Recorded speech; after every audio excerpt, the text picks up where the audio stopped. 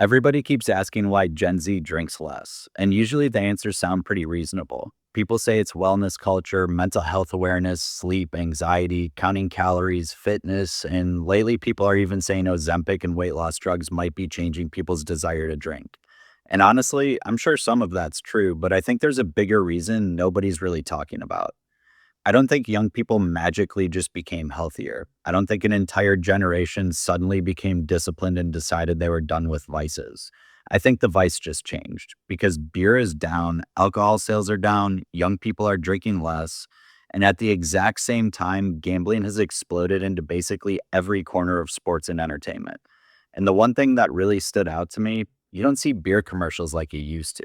I'm not saying alcohol ads don't exist. Obviously, they do, but they don't own the culture like they used to. They don't feel unavoidable anymore.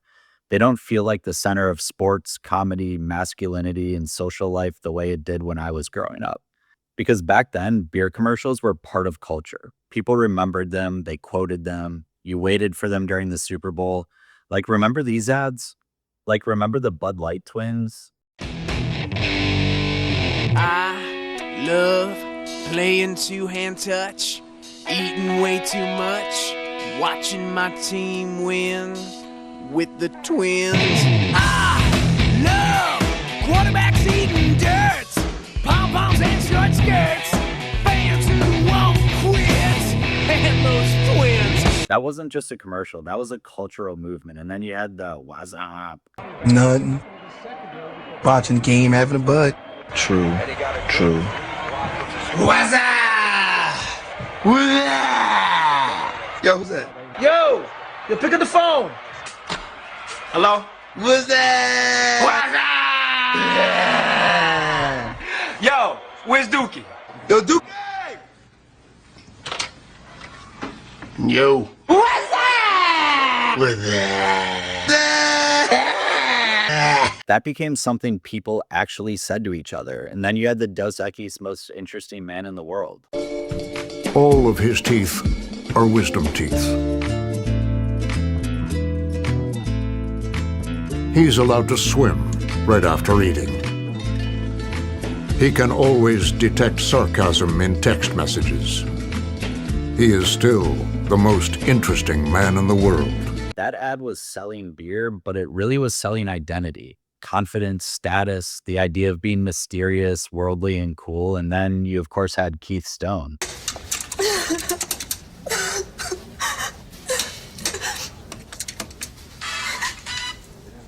Hey there, guess what? What? Everything's gonna be totally fine. Who is this? My name is Keith Stone. Keith Stone? You're so smooth.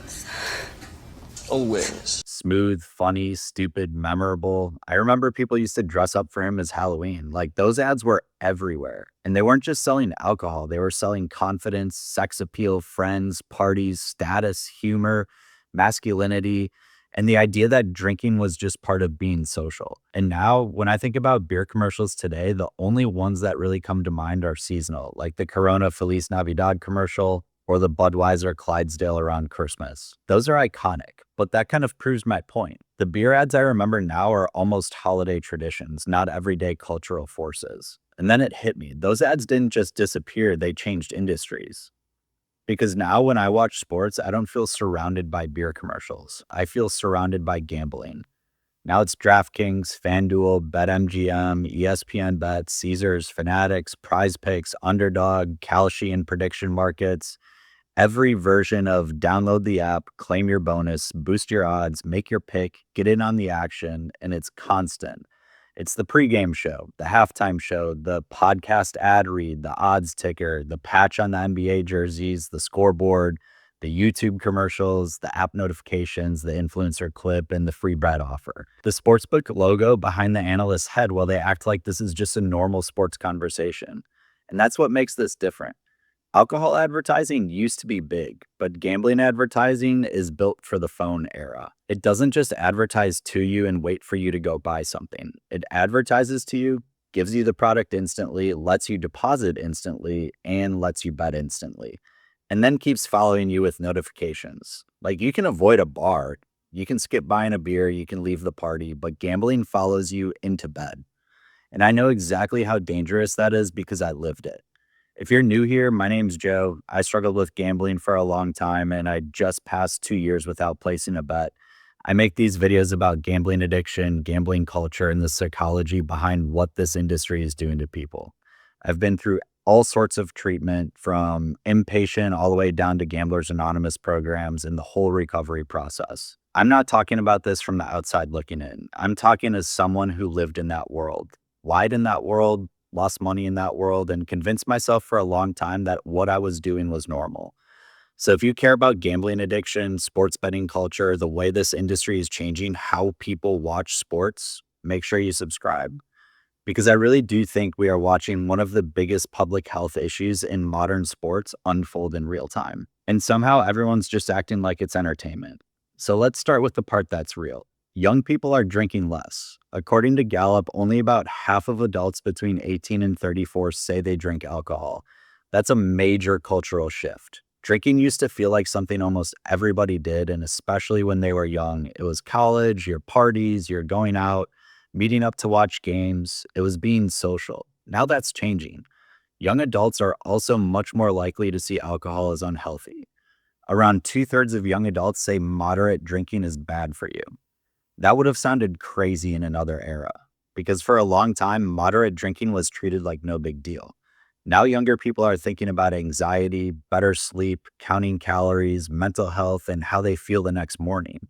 And the alcohol industry is feeling that shift because, again, beer sales are down, craft beer is struggling, wine is down, spirits have taken hits too. This is not just some TikTok wellness trend. There are real numbers behind it. But here's where I think the conversation gets too shallow. People talk about Gen Z drinking less like it means the generation has escaped addiction culture, like they're just healthier and more disciplined than everyone before them. I'm not buying that. Because while alcohol has been losing cultural power, gambling has been gaining it fast. The thing people forget about alcohol advertising is that it was never really just about the drink. Beer companies were selling the person you wanted to be. The Bud Light twins were selling attention and sex appeal. The What's Up guys were selling friendship and being part of the joke. The Most Interesting Man in the World was selling confidence and status. Keith Stone was selling this goofy version of cool where you drink the beer and somehow become the guy people want around. That's how vice marketing works. It doesn't start by saying, here's a product that can cause harm if you overuse it. It says, here's who you can become. And gambling does the same thing now. Sportsbooks aren't just selling bets, they're selling an identity. They're selling the idea that you're smarter than the average fan and that you know ball, that you're a sharp and you're calculated, informed, and in control. They're selling the idea that watching a game without a bet on it is boring or incomplete. And that's one of the most dangerous shifts in sports culture, because gambling is no longer presented as something risky happening in the background. It's being presented as part of being a real sports fan. Let's rewind. A freak hailstorm hit, cracking this group's windshield and causing the night to take an unexpected turn. Inside, they were greeted by Edna's warm welcome, a blank stare, be cool guys, and a TV showing football that no one wanted to change, ever. So they pulled out the BetMGM app and put together a live parlay. But what would the fourth leg be? Bingo.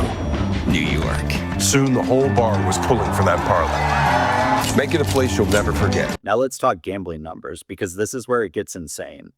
A recent poll found that 52% of men ages 18 to 49 say they have an active online sportsbook account. More than half. If you're sitting in a room with 10 guys under 50, statistically about 5 of them can pull out their phones and place a bet right now. That's not niche anymore, that's mainstream. That same poll found that more than a quarter of Americans have an active online sportsbook, and about a third have opened one at some point. Then you add the advertising. There's been research showing that gambling logos or references appeared as often as every 13 seconds during some major sports broadcasts. Every 13 seconds. Imagine if every 13 seconds during a game someone handed you a beer. But because it's gambling, we call it engagement. We call it entertainment. We call it having action. We call it being a fan. But at some point, we have to call it what it is. It's conditioning. And this is where I think gambling becomes even more dangerous than alcohol in some ways. Alcohol sells escape. Gambling sells hope. Alcohol says, drink this and relax. Drink this and forget about your problems for a while. Gambling says, bet this and maybe your problems go away. That's a completely different hook. Because gambling doesn't just numb you, it convinces you that the thing hurting you might be the thing that saves you. It tells you one bet can fix your rent issue, one parlay can wipe out your credit card debt, or one hot streak can change your life. One big win can prove you were right the whole time. A beer commercial might make you want to have a drink. A gambling ad can make you believe you're one click away from fixing your life. And if you're vulnerable, broke, anxious, depressed, desperate, or already chasing losses, that message hits differently. I know because I didn't gamble because I just thought it was fun. At the end, I gambled because I thought I had to. I thought I needed the win and needed the bailout.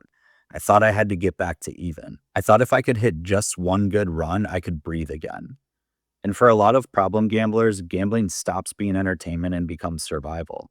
Fake survival, obviously, but it feels real when you're in it. Quick pause here, but if gambling has started taking over your life or someone you love is struggling, check out Birch's Health. They connect people with licensed therapists who actually understand gambling addiction. It's online, confidential, and covered by insurance in most states. I partnered with Birch's because getting help for gambling shouldn't feel impossible. The link is in the description on my channel and in this video. And the scariest part for me was how normal it all felt. I wasn't sitting there thinking, wow, I'm destroying my life. I thought I was just a sports guy. I thought I was informed and that I was sharp and that I was different from everyone else and that I had it all under control. And the culture around me reinforced that constantly. I'd wake up and check scores before I would check my text messages. I'd look at what happened overnight, then check the soccer games in the morning, and then European basketball and whatever else I could find live. I was betting on Chinese basketball on the train to work. I'm checking odds between meetings. I'm watching games on one screen while pretending to work on another. I'd go to restaurants because I knew they had TVs and I wouldn't have to check on my phone so I could hide it better. I'd schedule meetings and hangouts around games. If I had to fly, I would try to get bets in before takeoff so I had action during the flight. And in my head, that was all normal because the whole world around sports was telling me it was. Every commercial break, every podcast ad read, every odds boost email, every analyst talking about lines like it was just part of the game. This is why I get so frustrated when people act like this is just about personal responsibility. Like, yeah, of course, personal responsibility matters here. But when an industry spends billions making something feel normal, accessible, social, smart, and harmless, we shouldn't be shocked when people start treating it that way, especially young people, especially people who grew up with this as the default version of sports. That's why the Gen Z drinks less conversation feels incomplete to me. Because yes, maybe young people are drinking less, but are they actually escaping vice culture, or did one industry lose cultural dominance while another took its place? Alcohol used to be the thing wrapped around sports, now it's gambling. Beer used to make the game feel social, now it's a same game parlay. Beer commercials used to tell you that drinking made you part of the party, and now sportsbook ads tell you that betting makes you actually part of the game. And that's a massive cultural swap because gambling attaches itself directly to the game. Every pitch becomes a market, every possession becomes a bet, every injury becomes information, every timeout becomes a chance to chase. Every fourth quarter becomes a live betting opportunity. It changes the way you watch the game, it changes the way you think about the game, and it changes the way you feel about the game. And if you're already wired for addiction, it can turn something you loved into something that controls you. That's what happened with me. Sports stopped being sports. It became inventory. So when people ask why Gen Z drinks less, I think we need to zoom out. Maybe it is wellness culture. Maybe it is mental health awareness. Maybe it's Ozempic. Maybe it's all of that. But I also think alcohol lost the marketing war, and gambling stepped into the empty space. The beer commercial became the sportsbook ad. The party became the parlay. The cooler full of beer became the phone full of betting apps. And the scariest part is that we're still acting like this is normal. We're watching a generation drink less while surrounding them with gambling ads every time they try to watch a game. So no, I don't think we solved addiction. I just think we rebranded it. Beer is out and bets are in. And if we keep pretending this is just entertainment, we're going to create a generation that drinks less but loses a hell of a lot more. If this is something you've noticed, let me know in the comments. If gambling has affected your life, I would genuinely like to hear your story. And if you want more videos exposing what's happening with modern gambling culture, make sure you subscribe.